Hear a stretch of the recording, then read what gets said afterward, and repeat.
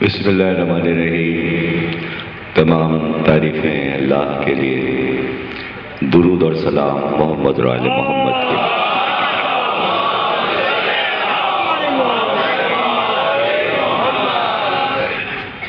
1429 ہجری کے الوداعی اشرے کی چھٹی تقریر قصر مسیب میں آپ حضرات سماعت فرما رہے ہیں۔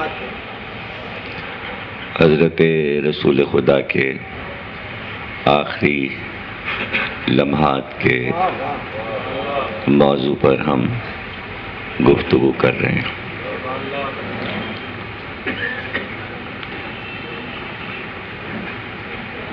عرض کیا گیا کہ جمعرات سے پیر تک 5 دن کے کل یہ حالات ہیں کہ جن کو ہم اس اشرے میں موضوع بنا رہے ہیں، اور یہ 5 دن اس لیے ہم نے مقرر کیے کہ موضوع بہت طویل نہ ہو جائے، اور اگر 1 مہینہ یا 15 دن یا ہفتے کے حالات اور واقعات بیان کرتے تو بہت کچھ رہ جاتا، اور اندازہ یہ ہو رہا ہے کہ یہ 5 دن ہی ہمارے لیے مشکل ہو رہے ہیں کہ ہم جلدی 10 دن میں سمیٹ سکیں، اور اس میں بھی بعض ایسی منزلیں ہیں کہ جسے ہم ایک تقریر میں بیان نہیں کر سکتے۔ اس سے یہ بھی ایک اندازہ ہو جائے گا کہ عظیم ہستی کے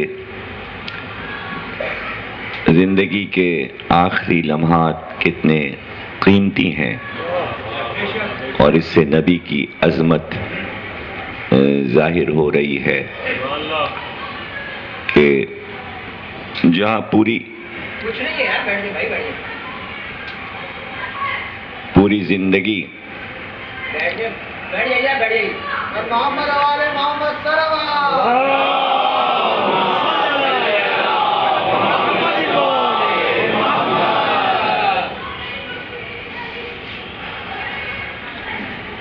بھائی خواتین میں کچھ ذرا گڑبڑ ہو گیا ہے، وہ اکثر ہو جاتا ہے بیٹھنے پر، اور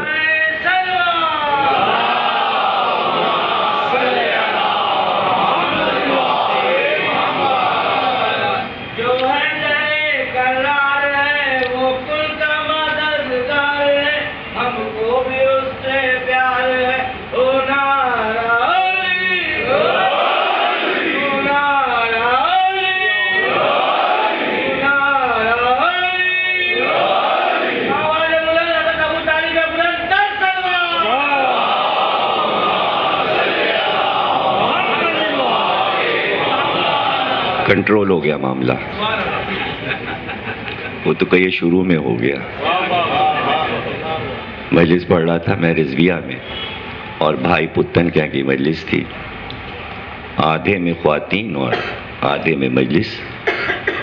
بالکل جب مصاحب پہ آنا تھا اسی وقت اندر جو خواتین تھیں ان کے اوپر کنمیلیوں کے لشکر نے حملہ کر دیا۔ اب جو قیامت مچی ہے، تو بھائی پتن بھی اندر چلے گئے، آج تو ان کے گھر پہ مجلس ہے، میں نے وہیں پہ مجلس ختم کر دی، میں نے کہا آپ پڑھنا بیکار ہے۔ تو بالکل آخر میں ہوا تھا یہ، بہرحال شروع ہی میں معاملہ نپٹ گیا۔ صلوات پڑھیے۔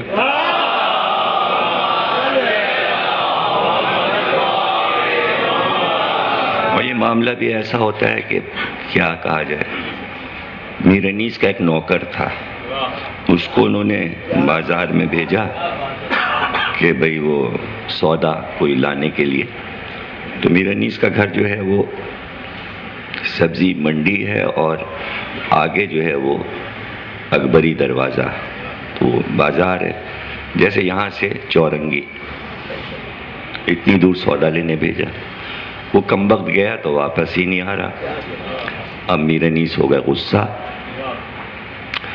بڑی دیر کے بعد آیا تو غصے سے انہوں نے ڈانٹ کے، کہاں مر گیا تھا، کہاں چلا گیا تھا، اتنی دیر لگا دی تو نے؟ کہنے سرکار وہ وہاں مجمع اتنا تھا کہ میں بازار میں جا ہی نہیں سکا، وہاں پر 2 اونٹ لڑنے لگے، 2 اونٹوں کی لڑائی ہو گئی، وہ سب تماشا دیکھنے لگے، ہم بھی دیکھنے لگے۔ تو انہوں نے کہا کمبخت بھی کہتا کیوں نہیں جنگ جمل دیکھ کے آ رہا ہے؟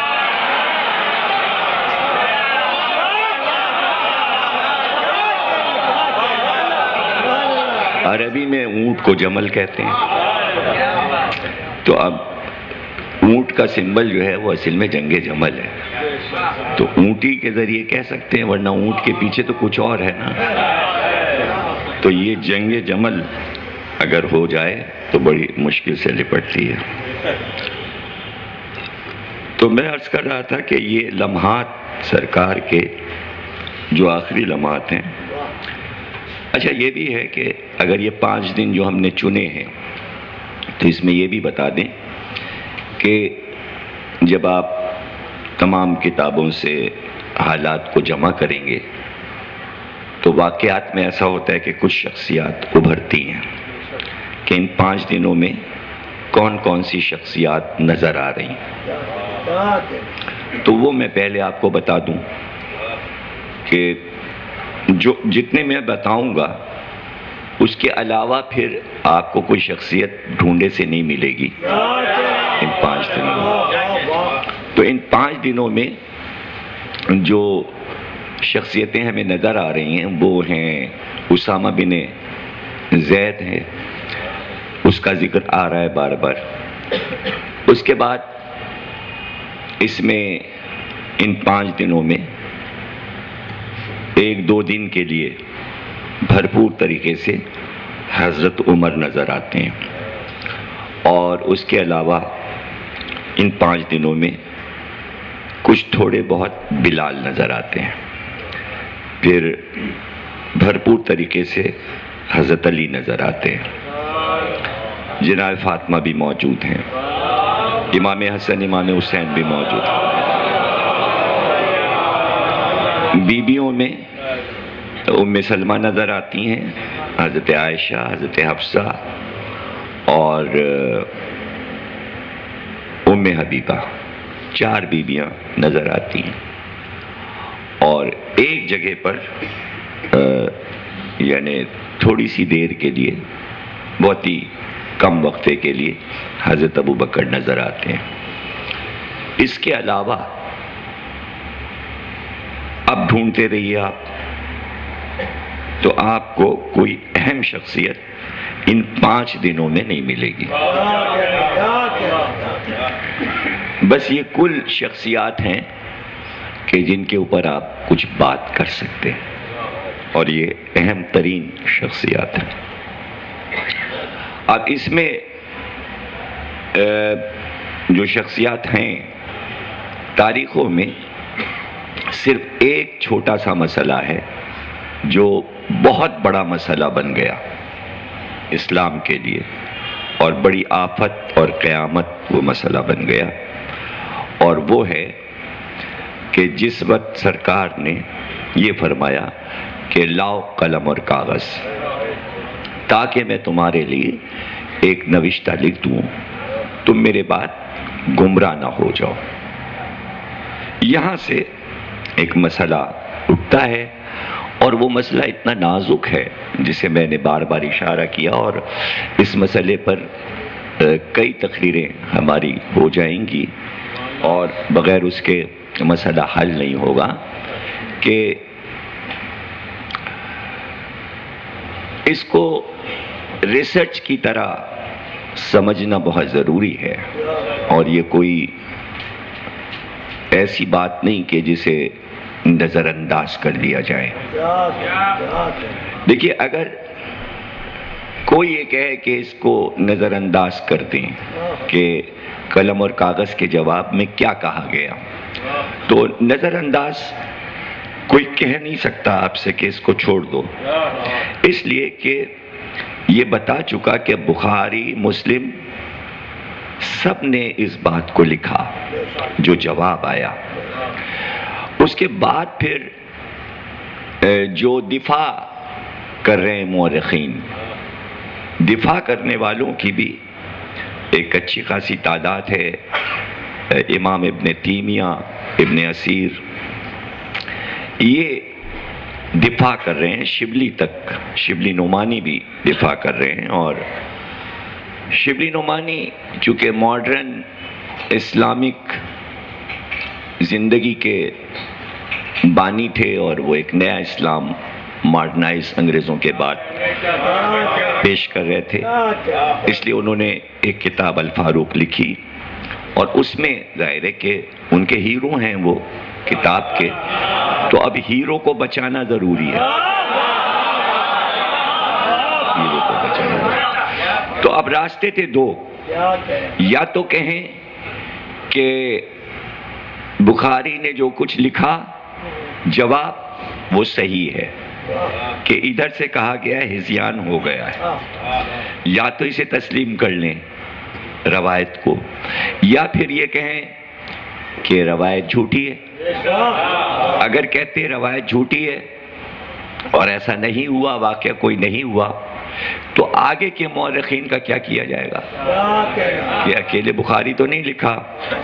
اچھا، اب یہاں پہ نزاکت یہ ہے کہ اگر اپنے ہیرو کو بچانے کے لیے یہ کہہ دیا جائے کہ امام بخاری نے یہ روایت غلط لکھی ہے اور جھوٹی ہے، تو 7 جگہ کیوں لکھا؟ ایک ہی روایت کو 7 بار کیوں لکھا؟ پھر سوال پیدا ہوگا۔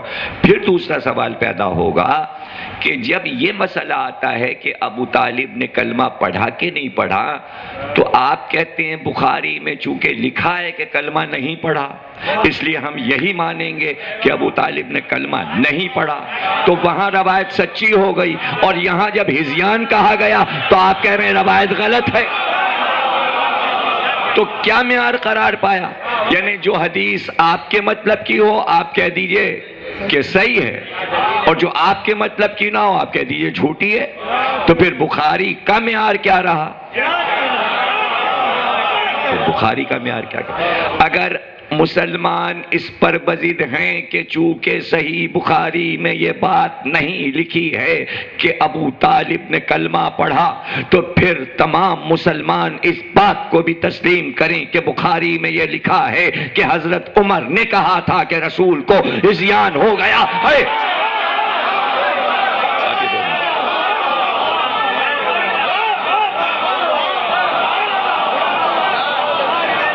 دیکھیں، میں نے بچوں کے لیے، طلباء کے لیے آسانی کر دی، نہ اس میں ابو طالب کو برا کہا جا رہا ہے نہ حضرت عمر کو، معاملہ کتنا آسان ہو گیا۔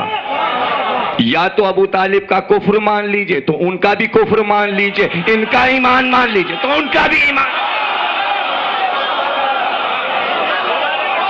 پھر دونوں کا ایمان مان لو یا دونوں کا کفر مان لو، ہے تو معاملہ برابر۔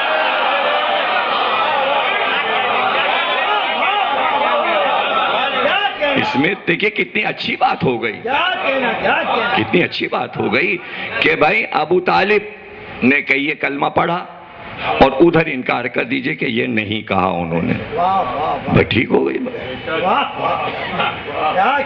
دونوں صاف ستھرے ہو گئے، ادھر شیعوں کو بھی تسلی ہو گئی، ادھر سنیوں کو بھی تسلی ہو گئی۔ اور اگر آپ بضد ہیں کہ ابو طالب نے کلمہ نہیں پڑھا، تو پھر ہم کو یہ کہنے دیجئے کہ چونکہ بخاری میں لکھا ہے اس لیے ہم مان کے رہیں گے، لیکن بخاری کی روایت مانی جاتی ہے۔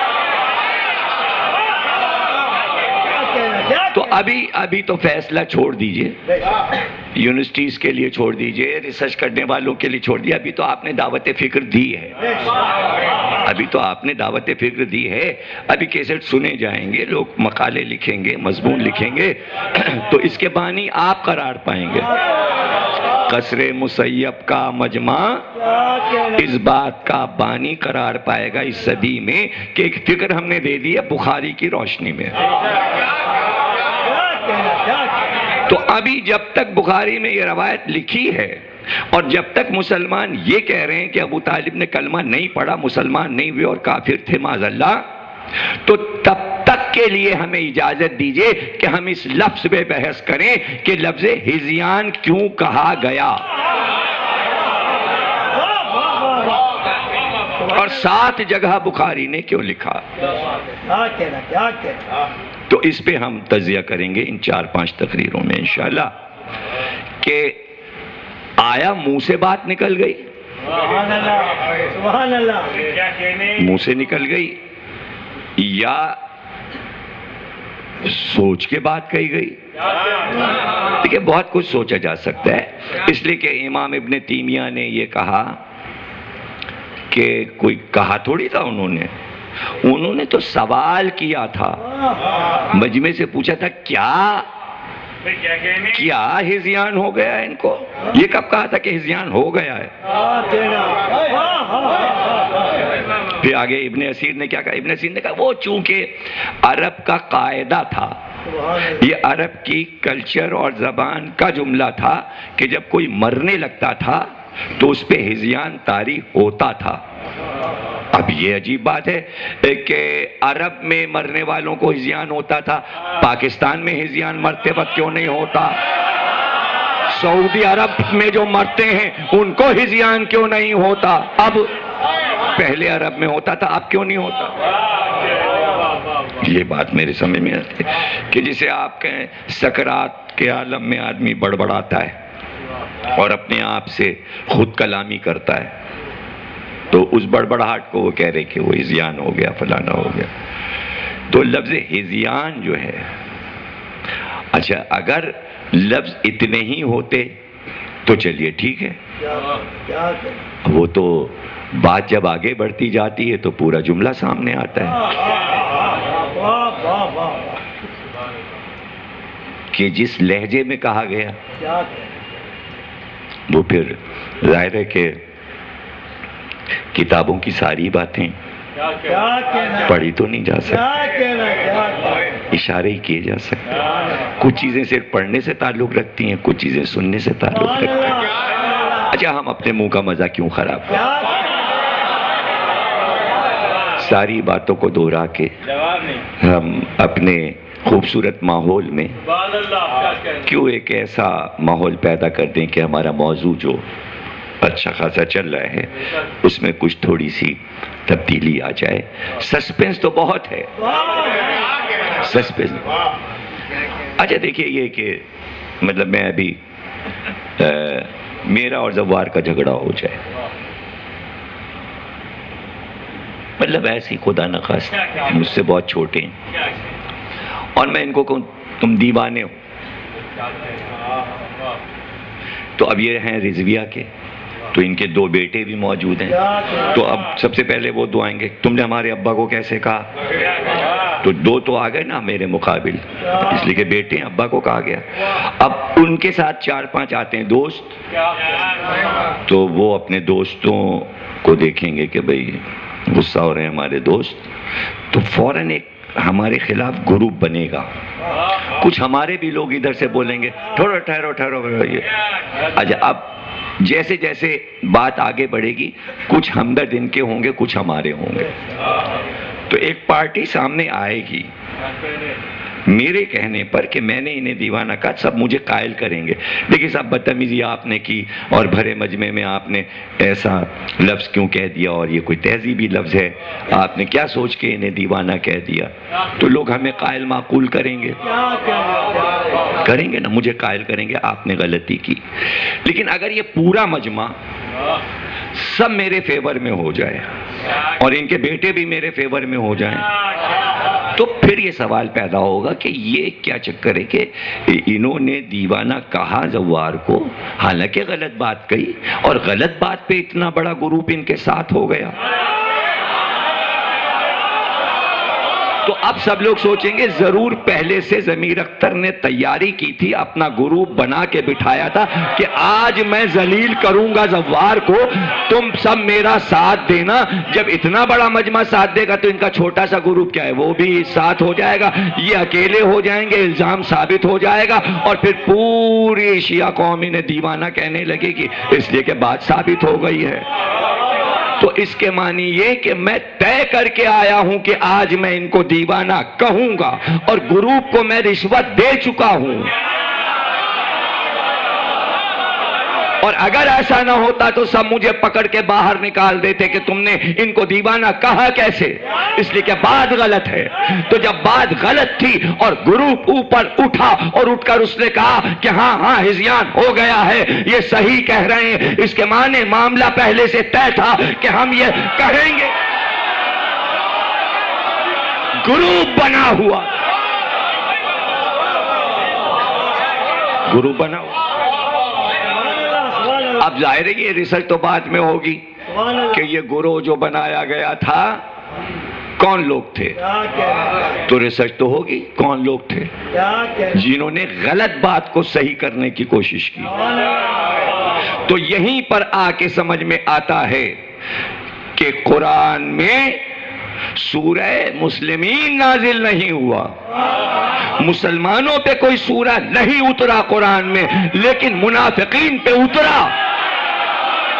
تو اس کے معنی مدینے میں منافقین موجود تھے، لیکن بعد وفات نبی وہ گئے کہاں؟ پتہ چلا اسی جماعت میں وہ ضم ہو گئے، اور جب رسول اللہ نے کہا یہاں سے نکل جاؤ تو وہ پورا گروپ باہر نکل گیا۔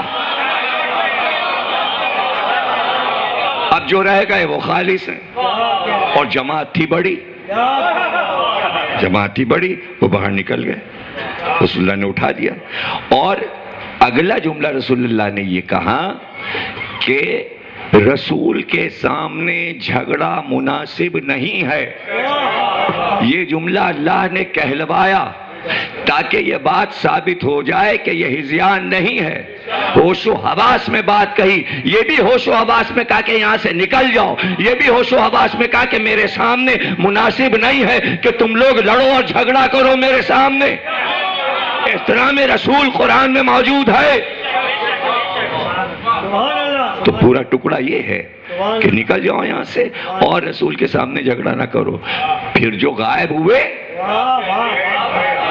کیا مطلب ہے غائب ہونا کا؟ کیا مطلب ہے؟ اس کے معنی کام ہو گیا،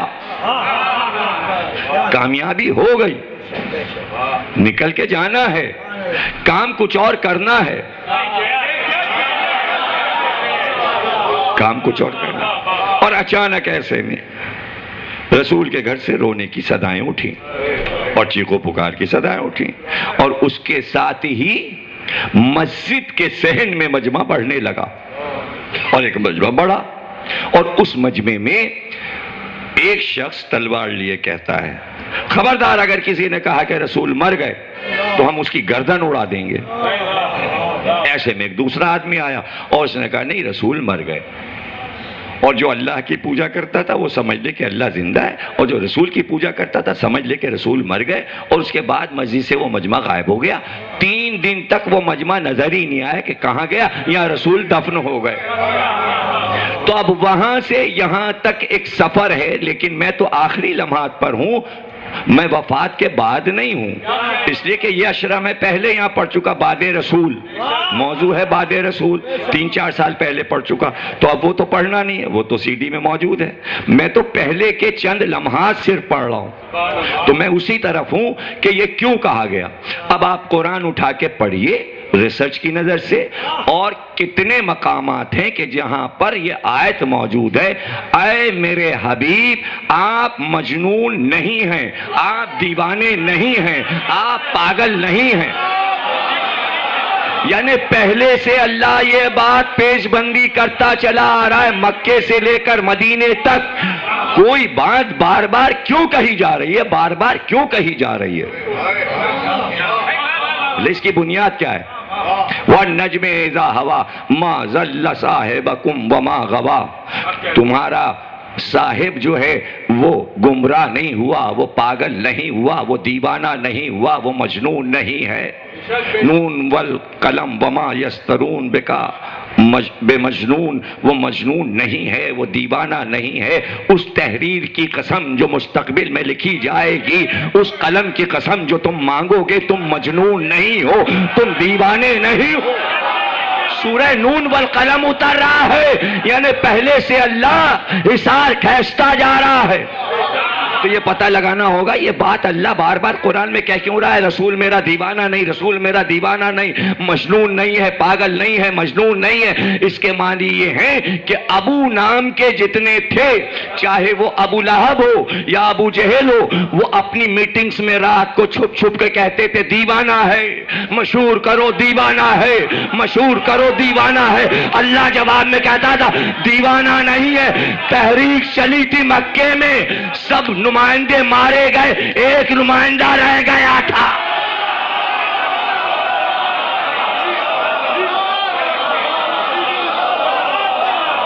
ایک نمائندہ۔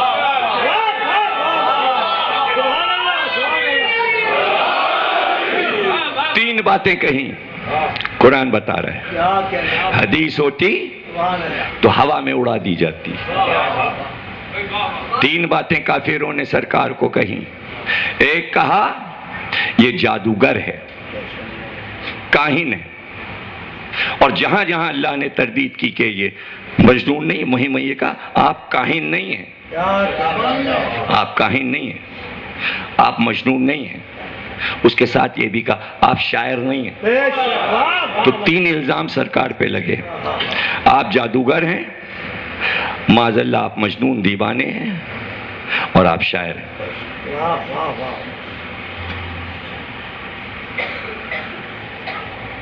سورہ یاسین میں باقاعدہ تردید کر دی کہ آپ نہ شاعری جانتے ہیں نہ آپ شاعر ہیں، آپ شعر نہیں کہہ سکتے، آپ کاہن بھی نہیں ہیں، آپ جادوگر بھی نہیں ہیں، آپ مجنون بھی نہیں ہیں۔ تو تین الزام عرب والے لگا رہے تھے۔ تو یہ دیوانگی میں نہیں لگا رہے تھے، یہ میٹنگوں میں طے پایا تھا، یہ ان کا منشور تھا، یعنی پروپیگنڈے کا ان کا سب سے بڑا سلوگن تھا۔ لوگوں کو دور ہٹانے کے لیے ان کے پاس تین جملے کافی تھے۔ اگر اہم نہ ہوتے کافروں کے یہ تینوں لفظ تو کبھی اللہ قرآن میں نہ رکھتا۔ اور اس کو سمجھنا دیکھیں مشکل نہیں ہے کہ کوئی بھی آدمی اگر کوئی کام شروع کرے تو شروع میں دقتیں ہوتی ہیں، لوگ دشمن ہو جاتے ہیں اور طرح طرح کی باتیں کرتے ہیں۔ ایک وقت آتا ہے وہ ترقی کرتا ہے، کروڑ پتی بن جاتا ہے، اور اس کے پاس ہر وہ نعمت موجود ہوتی ہے جو دوسروں کے پاس نہیں ہوتی ہے، اور پھر وہ اقتدار حاصل کرنے کے بعد لوگ اس کی عزت کرنے لگتے ہیں، اس کے قدم چھوتے ہیں، اس کے آگے ہاتھ جوڑتے ہیں، اور اس وقت وہ جشن منائے، اپنے بیٹے کی شادی کرے، ولیمہ کرے، جہازوں پہ سفر کرے، تو اس وقت وہ پھر جو ماضی میں اس کو برا بھلا کہا گیا، اس کی برائیاں ہوئی ہیں، وہ الفاظ پھر اس کے سامنے بے ادبی ہوتی ہے دہرانا، اور وہ بھی چاہتا ہے کہ میرا ماضی چھپا رہے۔ اب تو مجھے کوئی ایسی بری بات نہیں کہہ رہا ہے، پہلے کہتے تھے، اب نئی نسل جوان ہو گئی، اس کو کیا پتا کہ شروع میں ہم کو کیا کیا کہا گیا ہے اور ہمارا کیا حشر کیا گیا ہے۔ تو کوئی دنیا میں ایسا آدمی آپ کو ملا ہے کہ اقتدار حاصل کرنے کے بعد وہ یہ اعلان کرے کہ ماضی میں ہم کو یہ کہا جاتا تھا؟ مثلاً اگر کوئی دیکھے نا، کوئی ایک دھوبی، ایک بنیا، ایک قصائی اپنا کام کر رہا ہے، وہ پریزیڈنٹ بن جائے، وہ وزیر اعظم بن جائے، وہ منسٹر بن جائے، تو وہ اعلان کرے صاحب پہلے میں گوشت بیچتا تھا۔ وزارت پر آنے کے بعد پھر وہ یہ سب اعلان نہیں کرتا نا، وہ تو چاہتا ہے سب بھول جائیں، تو اچھا ہے بھول جائیں۔ مدینے آنے کے بعد سرکار دو عالم کو اقتدار مل گیا۔ اگر مکے میں شروع میں سرکار کو جادوگر یا کاہن یا دیوانہ کہا گیا ہے، تو اب اللہ کو کیا ضرورت ہے کہ مدینے کی زندگی میں پرانی باتوں کو دہرائے؟ اب تو کوئی نہیں کہہ رہا، لیکن قرآن بار بار بات دہرائے جا رہا ہے۔ اس کے معنی یہ ہے کہ تحریک مری نہیں ہے،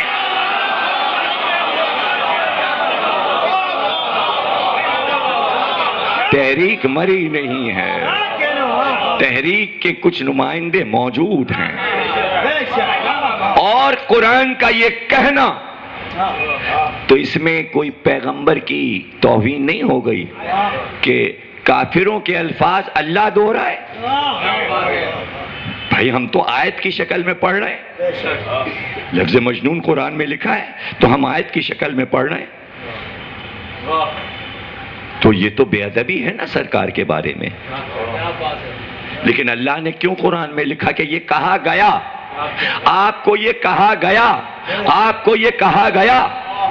اس کا سب سے روشن پہلو یہ ہے کہ یہ ظلم ہوا، ظالموں نے سرکار کو یہ کہا، گویا سرکار پہ ظلم ہوا۔ جب سرکار پہ ظلم ہوا تو سرکار ہوئے مظلوم، تو اگر اللہ مظلومیت بیان کرے تو مظلوم کی مظلومیت بیان کرنا بے عزتی نہیں ہے۔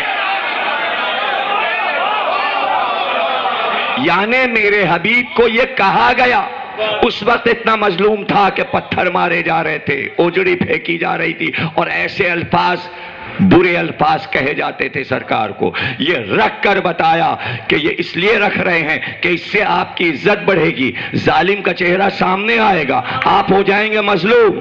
اس کو رکھ کر بتایا کہ آپ کے بعد اگر آپ کے وسیع کے گلے میں رسی باندھ کر کھینچی جائے تو بے عزتی نہیں آئے۔ اگر زہرا کے گھر کا دروازہ جلے تو بے عزتی نہیں ہے۔ تو مظلوم کی مظلومیت توہین نہیں ہوتی۔ یہ حسین نے دنیا کو بتا دیا کہ جو کچھ کربلا میں ہوا ہے اس سے ہماری بے عزتی نہیں ہوئی، اس لیے کہ ظلم نمایاں ہوتا ہے، مظلوم کا کچھ نہیں بگڑتا۔ تو کم از کم یہ تو پتا چلا کہ پوری امت سرکار کو لیے بیٹھی ہے، اور مظلوم حسن اور حسین ہیں، مظلوم علی ہیں۔ نہیں، اللہ نے بتایا اے آل محمد تمہارا جو جد ہے وہ سب سے بڑا مظلوم تھا۔ مظلوم کی وراثت آ رہی ہے، صرف آل پہ ظلم نہیں ہوا، نبی پہ ظلم ہوا۔ آپ ہلکے پڑ گئے اس لیے کہ پہلو ایسا ہے کہ آپ کے لیے مشکل ہو گئی۔ سب سے پہلے نبی مظلوم ہے۔ یہ تماشا نہیں ہے کہ اتنی بڑی امت کے مالک کو کوئی سامنے کہے کہ ہذیان ہو گیا، یہ پوری کربلا ہے۔ یہ محمد کی کربلا ہے،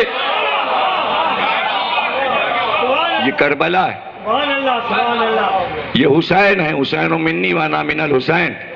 یہ سرکار نہیں ہے، یہ حسین ہے، یہ حسین بیٹھے ہیں، اور ایک آدمی کے اندر پورا لشکر یزید سمایا ہے۔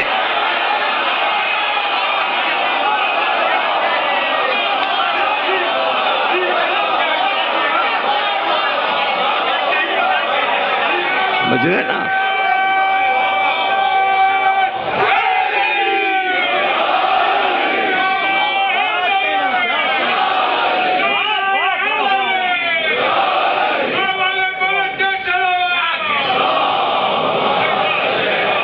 یہ مظلومیت رسول ہے، یہ تاریخ کی بحث نہیں ہے۔ آگے جا کے وہی مظلومیت بن گئی، اسے ہم مصائب بنا کے پڑھتے ہیں، اسے پھر ہم مصائب بنا کے پڑھ رہے ہیں۔ دروازہ زہرا کا جل رہا ہے، ہم مصائب میں پڑھ رہے ہیں، سب رو رہے ہیں۔ علی کے سر پہ ضربت پڑتی ہے 19 رمضان کو مسجد میں، ہم پڑھ رہے ہیں اور رو رہے ہیں۔ سوال یہ ہم یہاں کیوں نہیں رو رہے؟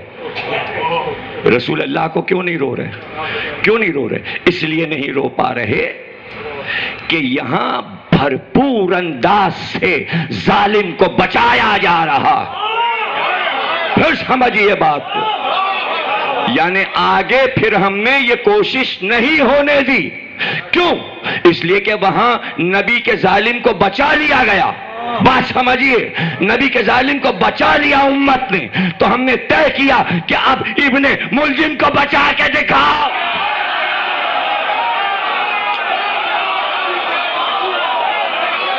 مختار نے بتایا کہ اب کوئی شمر ابن زیاد عمر سعد ارملا کو بچا نہیں پائے۔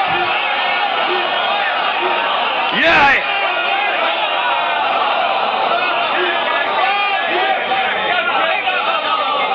مجبوری آ گئی، مجبوری یہ آ گئی کہ کوئی اٹھے اور اٹھ کے کہے میں حرملا کا ہمدرد ہوں، پھر میں اس کا انجام دے. کوئی اٹھے اور ابن ذات کی طرفداری کرے، اس لیے نہیں کر سکتا کہ ابن ذات تو وہ ظالم ہے جس کی طرفداری خود یزید نے نہیں کی، تو یزیدی کیا کریں گے؟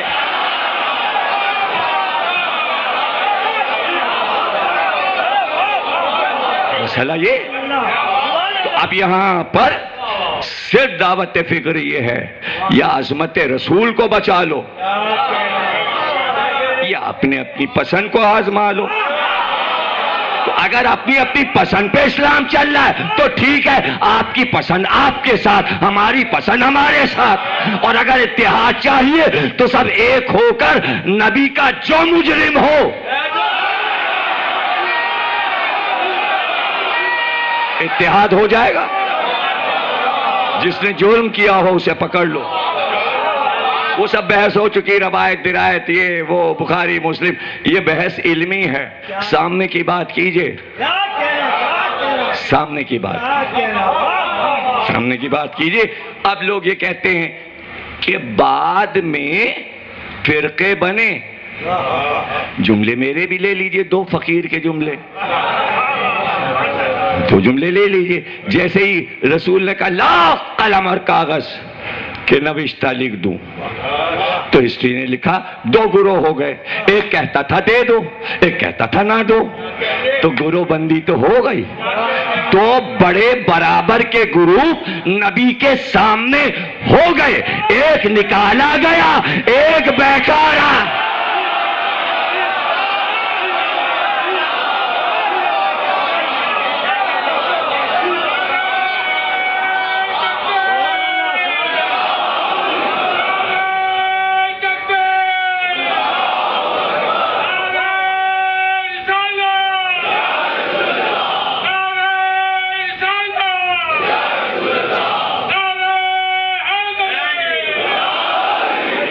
یہاں پر نزاکت یہ ہے کہ روایت کوئی کمزور نہیں کہ جسے کہا جائے جھوٹی. ثابت، جب ثابت تو اب پھر سوالات پیدا ہوتے ہیں کہ جب تھوڑی دیر کے بعد یہ احساس ہو گیا تھا کہ یہ غلطی ہوئی ہے تو اچھا یہ تھا کہ معافی مانگ لی جاتی. سرکار غلطی ہو گئی، ہم نے یہ جملہ کہہ دیا، جوش میں کہہ دیا، معاف کر دیجئے، لیجئے قلم اور کاغذ، یہ لیجئے اور جو لکھنا ہو لکھ دیجئے، جو لکھنا ہو لکھ دیجئے. سوال یہ ہے کہ کیا خطرہ تھا کہ کیا لکھ دیا جائے گا؟ مطلب کیا لکھ دیا جائے گا؟ کیا ایسا خوف تھا؟ اور پھر واپسی کیوں نہ ہوئی؟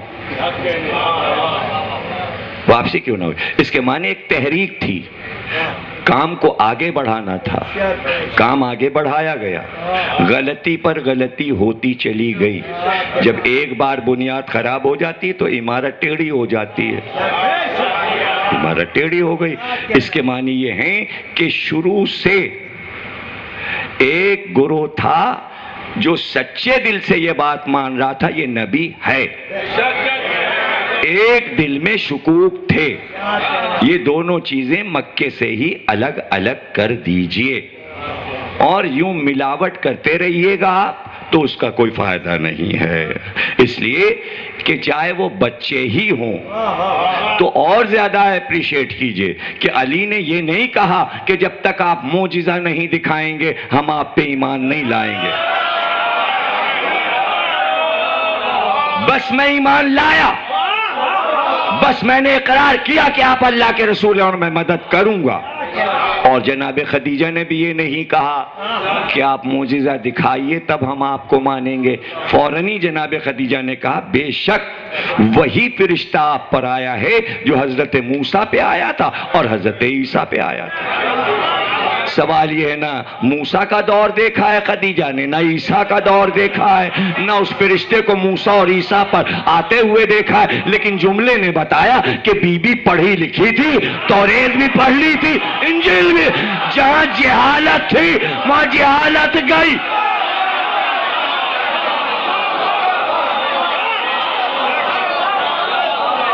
وہاں جہالت گئی.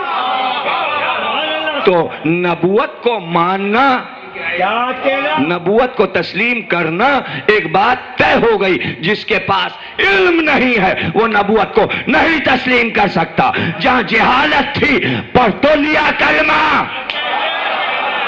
لیکن نہ پڑھنا تھا نہ پڑھ کے دیا.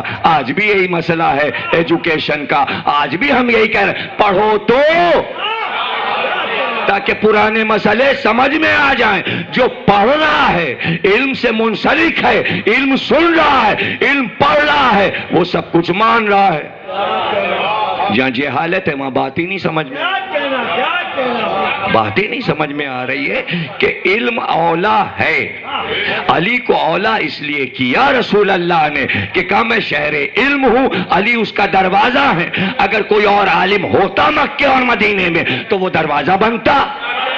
اب زبردستی آپ کھڑکیاں بنا لیں، پرنالا بنا لیں، تو رسول نے تو نہیں بنایا،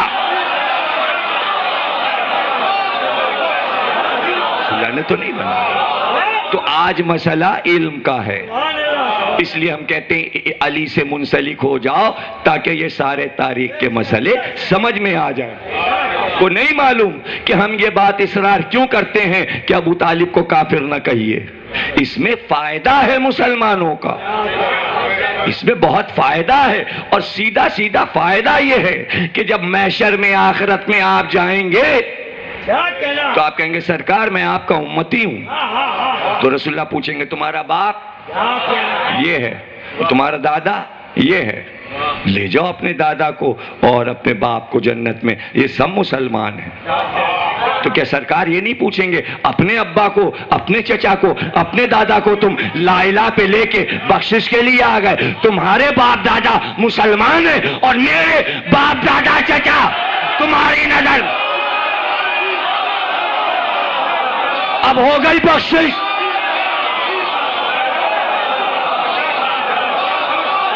ہو گئی بخشش، ہو گئی بخشش. مسئلہ سرکار کا ہے. اور رہ گیا یہ کہ کوئی یہ لیے بیٹھا ہے کہ وہاں سرکار کے سامنے کچھ اصحاب کو سرخرو کرنا ہے، تو وہ بھی بخاری نے بات ہی ختم کر دی کہ کچھ اصحاب آئیں گے حوض کوثر کے کنارے، رسول اللہ کہیں گے یہ میرے اصحاب، اللہ کہے گا انہیں بھیجو جہنم میں. تو اب یہ جملہ لے لو اور تاریخ پہ اپنے سینے پہ لکھ لو. کروڑوں حدیثوں میں اپنا سر کٹا دوں اگر کہیں ایک جھوٹی لنگلی لولی حدیث بھی یہ مل جائے کہ کسی جگہ یہ لکھا ہو کہ اولاد رسول میں سادات کو جہنم میں جانا ہے تو مجلس پڑھنا چھوڑ دوں گا. اصحاب کے لیے لکھا ہے کہ جہنم میں جائیں گے اولاد.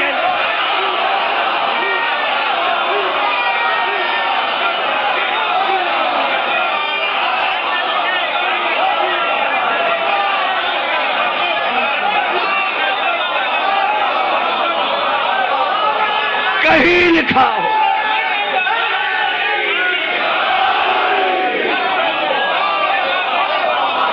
کہیں لکھا ہو. یہاں سچی جھوٹی کی بحث اگر اٹھائیں گے تو جھوٹی حدیث بھی کہیں نہیں ہے آل کے لیے. لفظ جہنم آل کے لیے استعمال ہی نہیں رسول نے کیا. اور قرآن کی آیات گواہ ہے کہ اصحاب کے لیے جہنم کا لفظ آیا ہے. آپ کہیں گے کہاں؟ ارے کوئی آیت پڑھنے کی ضرورت نہیں ہے، لکھا ہے صاف صاف جا کے قرآن میں اصحاب النار.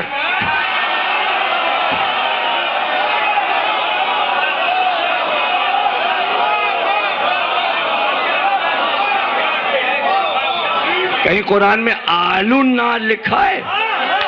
پتہ چلا جہنم کی آل نہیں ہے مگر جہنم کے اصحاب ہیں.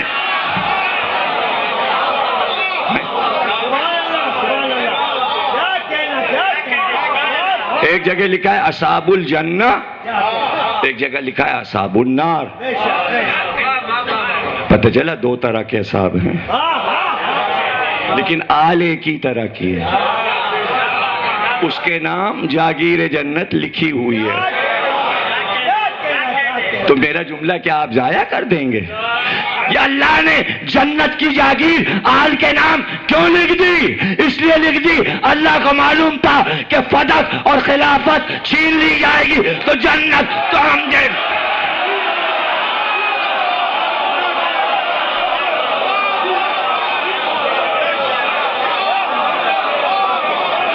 اب چھینو تو کچھ تو دے دے. تو جنت کی آس میں جینے والوں، جاگیر آل محمد ہے جنت، اور اس جاگیر میں اصحاب کا حصہ نہیں ہے. جاگیر کی ملکہ خاتون جنت، جاگیر کے شہزادے شباب اہل جنہ الحسن والحسین مالک جنت. شعر کہنے والا بھی جھوم جھوم کے پڑھتا ہے. جنت خرید لی، حسن حسین نے امت خرید لی.